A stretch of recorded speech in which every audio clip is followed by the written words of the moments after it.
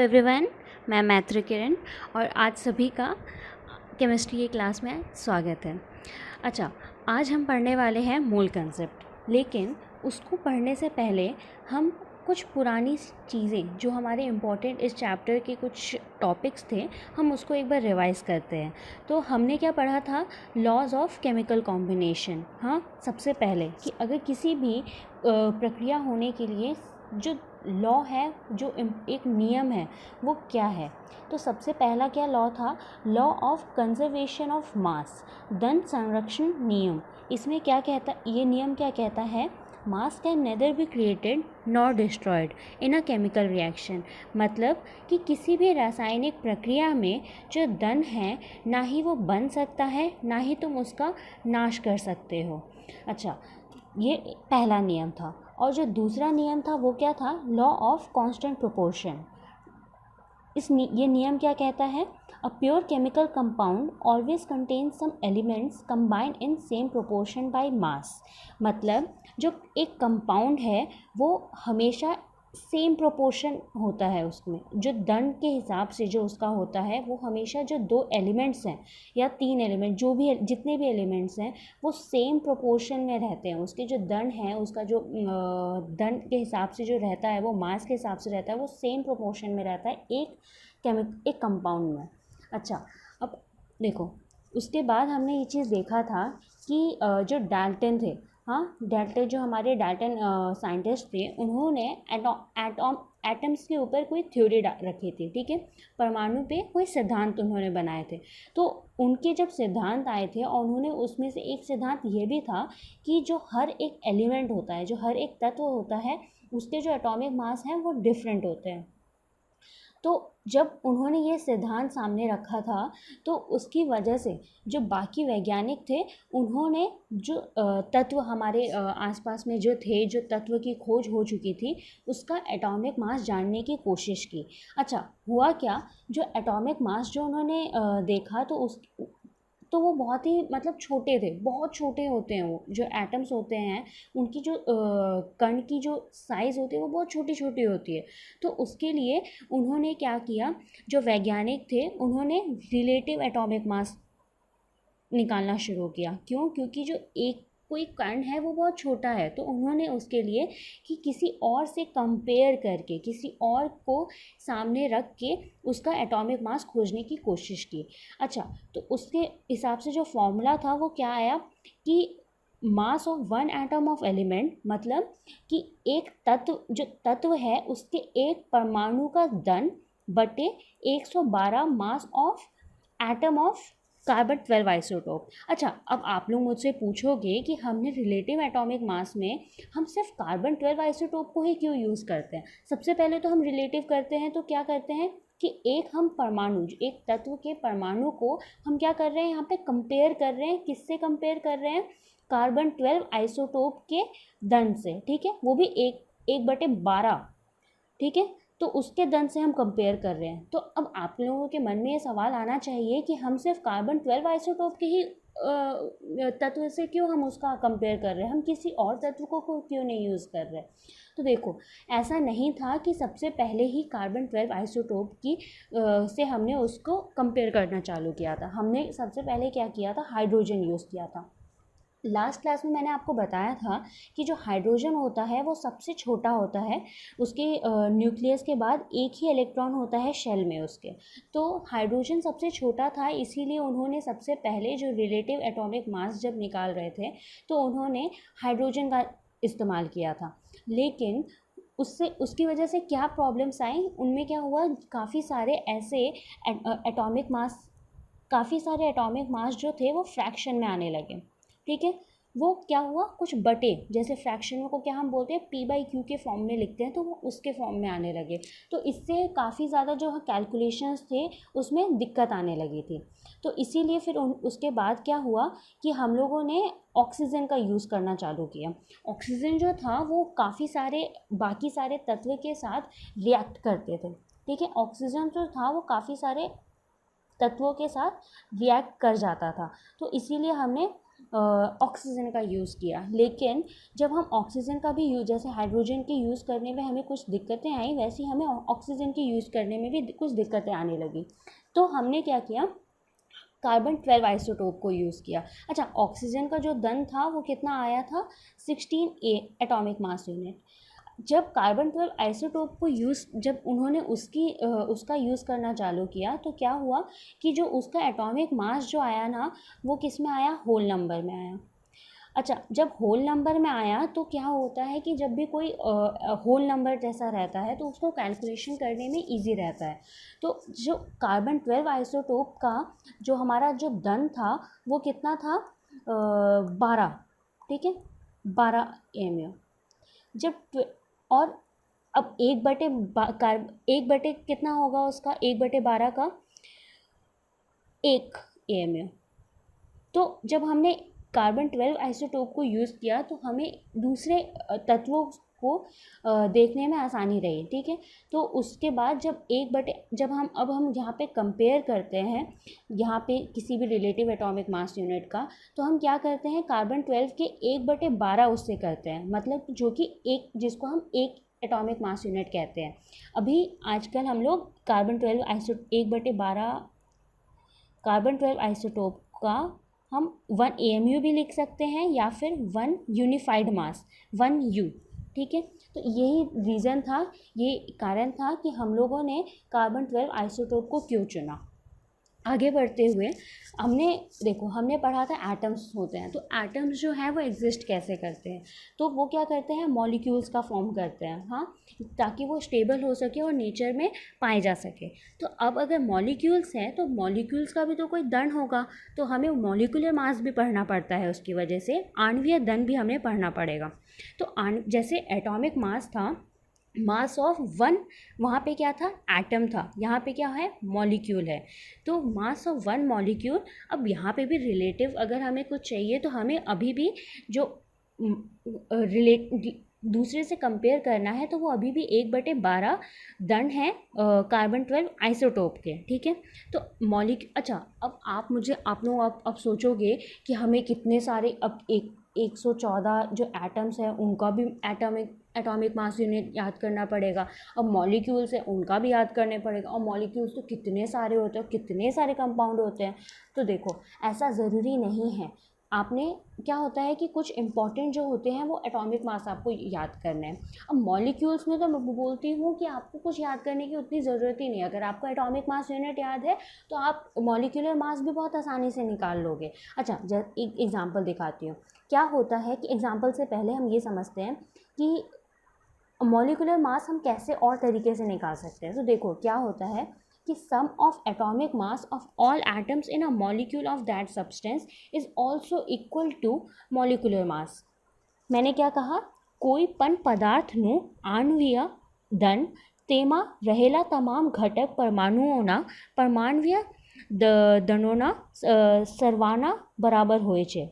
मतलब कि जितने भी उसके अंदर अणु होते हैं, जितने भी उसके अंदर परमाणु, जो एक अणु के अंदर जितने भी परमाणु होते हैं, अगर हम उन सब का जो दन है उन सबको एक साथ मिला दें, ठीक है, उन सारे घटकों का एक साथ मिला दें उनका दन, तो वो जो दन है वो किसके बराबर हो जाएगा, एटॉमिक मॉलिक्यूलर मास के, ठीक है, मॉलिक्यूलर मास के बराबर हो जाएगा। अब एक एग्जांपल के लिए हम जैसे वो एमोनियम लेते हैं, ठीक है, NH3। अच्छा, नाइट्रोजन का कितना होता है एटॉमिक मास, मैं आपको बता रही हूँ, 14 होता है। यहाँ पे नाइट्रोजन कितना है, सिर्फ एक ही है, तो इंटू 1, ठीक है। अब हाइड्रोजन का देखो कितना है, अब हमें क्या करना है, सारे घटक का प्लस करना है। तो हाइड्रोजन का कितना एटॉमिक मास होता है, 1 होता है, ठीक है। अब कितने हाइड्रोजन है यहाँ पे, 3 है, ठीक है। तो अब इससे हमें पता चलेगा यहाँ पे टोटल कितना हुआ, 14 + 3, तो 17 यूनिफाइड मास। हाँ, तो हमें यहाँ से इससे मॉलिक्यूलर मास पता चल गया, सिर्फ एटॉमिक मास पता होने से। हमें नाइट्रोजन का एटॉमिक मास पता था 14 और हमें हाइड्रोजन का एटॉमिक मास पता था 1, ठीक है। और यहाँ पे जो 3 था वो क्या था, उसकी कितने एटॉमिसिटी, मतलब हाइड्रोजन कितना एटम्स थे उसके अंदर, तो वो सब इससे पता होने से हमें मॉलिक्यूलर मास पता चल गया। तो इसीलिए आपको चिंता करने की कोई ज़रूरत नहीं है। अगर आपको मॉलिक्यूलर मास निकालना है तो बस आपको एटॉमिक मास पता होना चाहिए, और उसके बाद आप जितने वो मॉलिक्यूल में जितने भी एटम्स हैं उन सब का, उन घटकों का सारा जोड़ करके आप उसका मॉलिक्यूलर मास निकाल सकते हैं।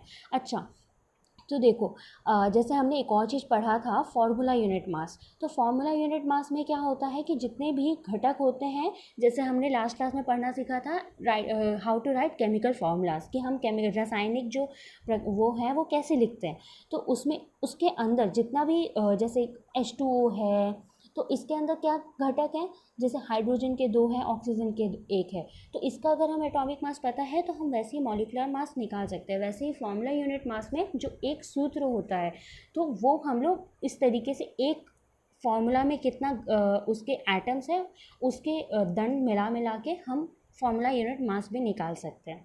अच्छा, तो देखो, अब मुझे उम्मीद है कि आपको अभी तक का सब कुछ समझ में आया हो, क्योंकि अब आगे जो हम पढ़ने वाले हैं वो बहुत ही इम्पॉर्टेंट है। अच्छा, तो अभी हमने जो आज हमें जो पढ़ना है वो क्या है, मोल कंसेप्ट, मोल संकल्पना। हाँ, तो देखो, मोल सबसे पहले तो है क्या। तो देखो, मोल क्या है, एक फंडामेंटल यूनिट है। एक फंडामेंटल यूनिट है।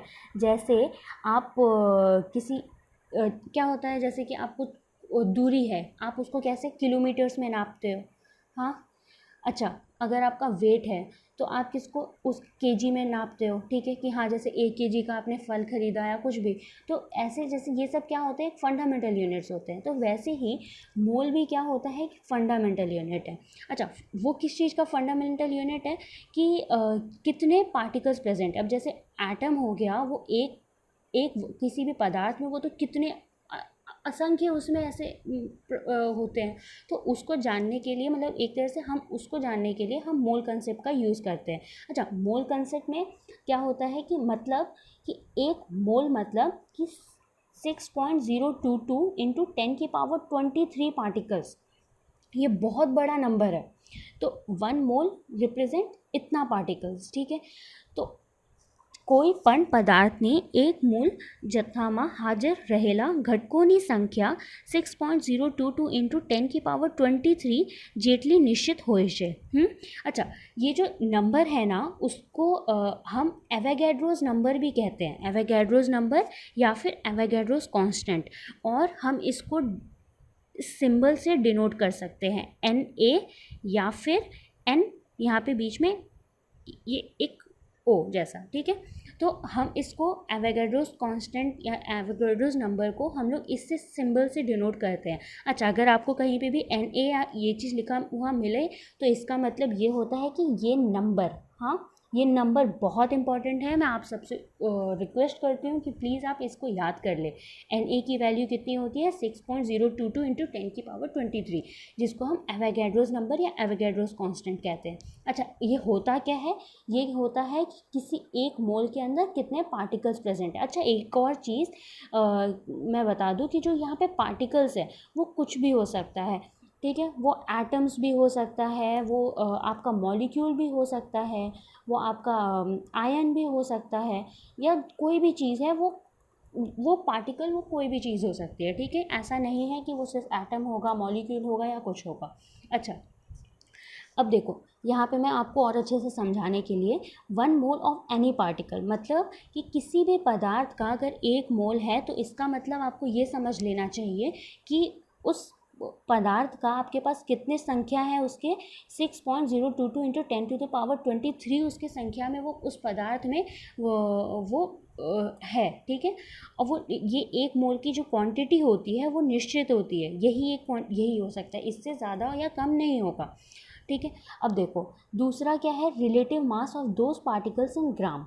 मतलब जैसे हमने अभी क्या पढ़ा था कि हम लोग एटम का एक एटॉमिक मास है, जैसे हाइड्रोजन का, हम उसको बोलते हैं 1U। अब अगर ये 1 ग्राम होगा तो इसका मतलब वो 1 मोल में है। अच्छा, इसको हम आगे पढ़ते हैं एक बार समझने के लिए अच्छे से। जैसे अगर मान लो आपके पास 1U हाइड्रोजन दिया हुआ है, आपको बोला है कि ये 1U हाइड्रोजन है, तो इसका मतलब ये होता है कि आपके पास 1 एटम है, एक क्या है, एक परमाणु है किसका, हाइड्रोजन एटम का। 1 एटम ऑफ हाइड्रोजन, आप इसको ये कह सकते हो। अच्छा, जब आपको बोला जाए कि अगर आपके पास 1 ग्राम ऑफ हाइड्रोजन है, तो आप इसको क्या बोलोगे कि इसका मतलब 1 मोल ऑफ हाइड्रोजन एटम है।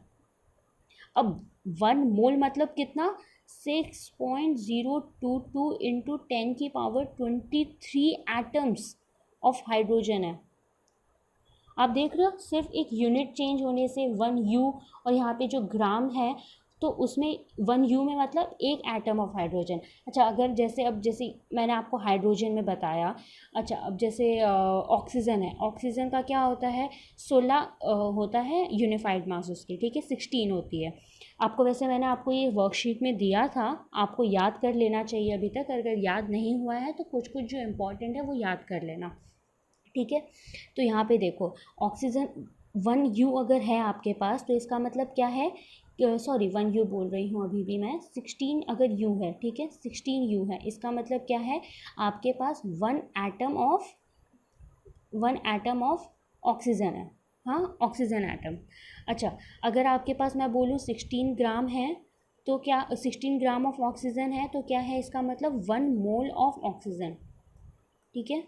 ये अच्छे से समझ लेना, क्योंकि क्वेश्चन में जब आपके दिया होता है तो आपसे ऐसा पूछ दिया जाएगा कि आप अगर आपके पास 8 ग्राम ऑफ ऑक्सीजन है तो आप बताओ कितने मोल्स हैं, तो आप बता सकते हो कि एक मोल का अगर 16 ग्राम है तो 8 ग्राम कितने मोल का होगा, 0.5। अच्छा, ये वैसे ये हम निकालना सीखेंगे अभी, ठीक है, आगे बढ़ते हैं।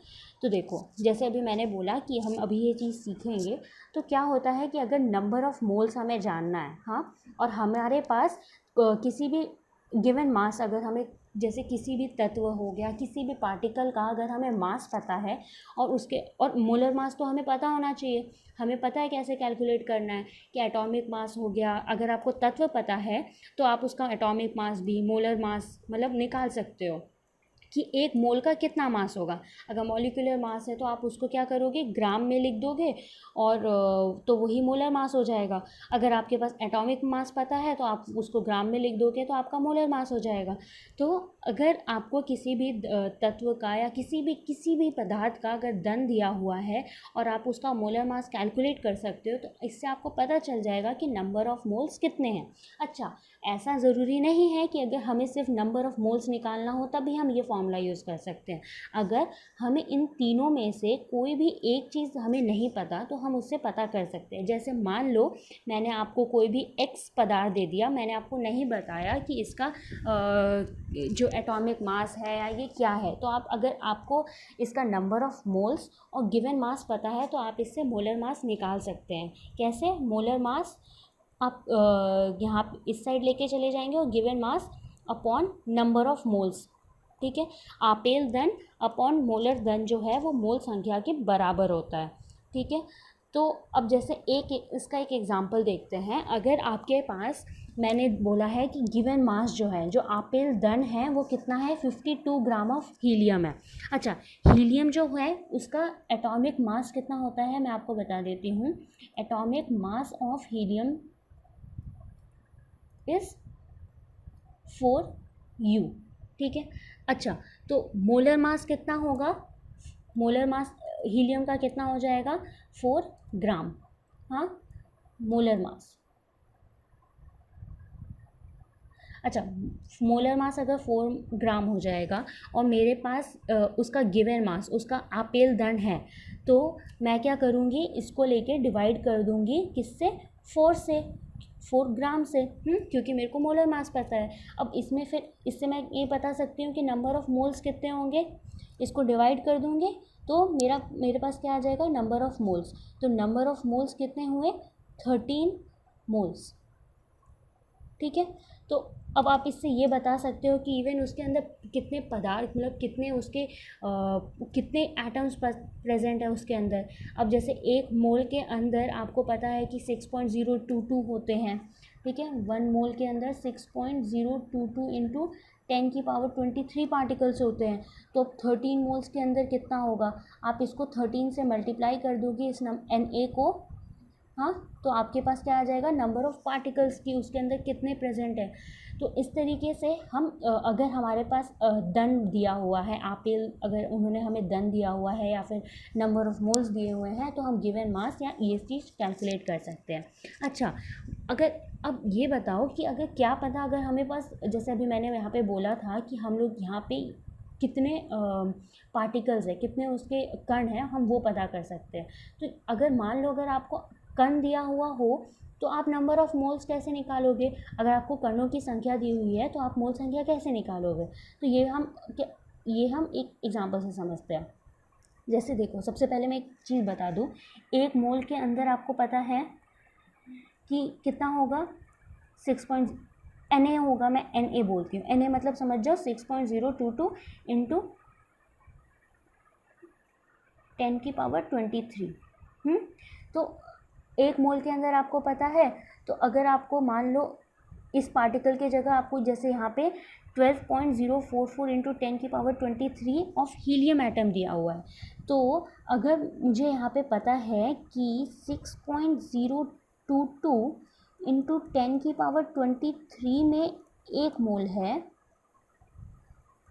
तो 12.044 इंटू 10⁻23 में कितने मोल्स होंगे। यूनिटरी मेथड लगा सकते हैं, तो इन दोनों को हम डिवाइड कर देंगे। यहाँ पे जैसे लिखा हुआ है given number of particles, given number of particles क्या है यहाँ पे, ये है, ठीक है। और एवोगैड्रोस नंबर क्या है, ये है। तो हम इसको यूनिटरी मेथड के अकॉर्डिंग भी अगर हम करें तो ये ऐसे